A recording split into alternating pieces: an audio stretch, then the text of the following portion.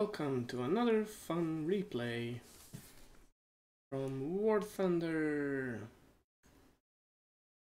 We are just taking off, and this one will have a treat in the end, which was thrilling and funny at the same time. So off we go. Back to when the action comes. We have spotted the first enemy. It's a Wellington and the climbing Spitfire on the background. Well, because I know that the Spitfires can be hard to get and high altitude, I continue climbing, but that Machiavelli just didn't know how much G-forces it can take, so the Wellington didn't even have any time to shoot him down. Well done. Remember kids, don't go to the first target that you see. Here we are a bit later on the match, and I have noticed two Spitfires high in the sky. One of them is going for the AI planes, the other one is kept climbing. And that was a little bit nervous, but I have a friend up here with me, so it might be a 2v2, it might be a 2v1, so let's see. And jumping back when ready. So, with a frowning face, I had to accept that my teammate has been going for the AI planes, which is not really useful because you're actually wasting ammo when you have a harder situation. And there you can see that the Spitfire is coming straight for him from the back. I tried to warn him in chat, and he actually notices, so he can do some evasion, but that Spitfire is on Red Bull. He has so much energy, and I'm struggling to get 300 IAS at this altitude, so I decide not to climb after him, because that would be total suicide. So I wait for what he's doing. I'm waiting for what he's doing. Of course, he tries to do a rope-a-dope on me, but I'm not that stupid, and I'm trying to go down to help out my mate.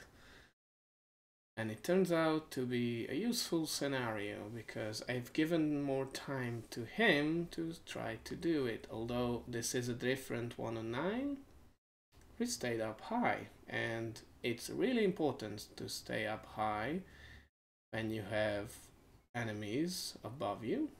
Some flaps to keep myself afloat at this low speed, and well, I was deciding to go on a head-on, but he didn't want to. Probably he didn't even see me, you know, tunnel vision and all that crap, and tried some snapshots, but it didn't really work.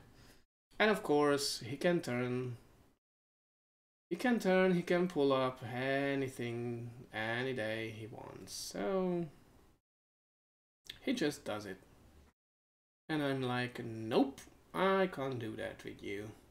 And the funny thing is that he's again not going for me.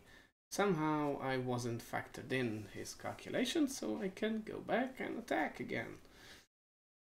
He's really chasing that Tomac guy, but he's keeping it professional, which is nice. And then finally he noticed me.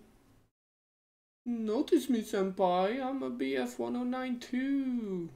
And nope, he knows that he's better up here than me. So I decide to flip it and try to go on a head-on pass, but I noticed that no, I can't turn like that, so let's dive like hell. He won't follow because he wants to stay up high.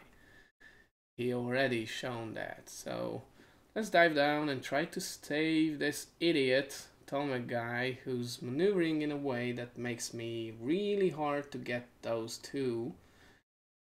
And the Spitfire notices me, turns away. The Buffalo notices me and turns out of the way. So this Tomac guy is saved for now. And from here on, we run back to home. And you don't need to see that Beaufighter and Spitfire will keep coming after me. So we come back here when that Spitfire is only 1.7k away. Now this plane is stock for me, so but it's still quite an interesting thing that an E3 cannot outrun a Spitfire Mark II-B.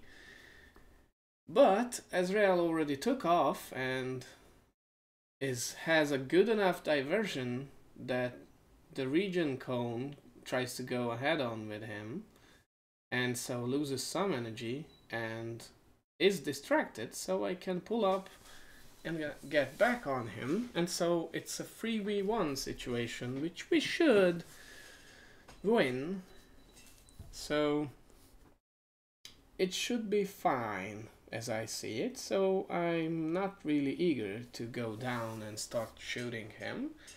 I'm taking the more patient role because I see the 109 is behind him, but I see it lagged behind and Azrael has got a bit of a situation, so I try to help out when I can. Little turning, no connections, and get the heck out of there. Because I see there's more planes coming, so let's turn back to base. Maybe the AA can kill them. After all, we're gonna be outnumbered 6-3, which is not really a nice odds. And I happily noticed that the bullfighter lost his flaps and is going into the big fight. And that Spitfire is coming head on for me, so I can't help the guys out. And I can't turn with that Spitfire because I can't. He has lots and lots of energy. So I imagine, okay, let's spiral with this guy and then cut my engine to try to make him overshoot with some flappage as well. And the plan is working nicely, but he noticed and he cuts his engine too, and we are getting into this kind of... I gotta stop here because we're getting into this kind of turning match where he is actually under me. I slap on my gas because I know I can't make him overshoot. He's much smarter than that. So let's see what happens next. He tries to pull up and my tail swings his wing off. And I'm victorious with a little bit of damage. I mean, it's not that much. So I know I'm damaged. I know it's over for me. And what is definite is that I have a head-on with a bullfighter. I have 20 mils. So let's just shoot him until I can, because I can't fight anything with a damaged tail. And I snipe his pilot just before he manages to kill me. And thus, the match ends with me and him died. Azrael is saved, sort of, because he managed to escape all doom. The Spitfire was downed by the airfield, as you can see down on the bottom left corner. And so Azrael is saved. And the match could go on with one Spitfire, one SBD on the enemy team. The only problem is he lost his engine and he's making a landing. And it's gonna be a Jingles landing. And yes, it was a nice Jingles landing with a wing and an engine broken.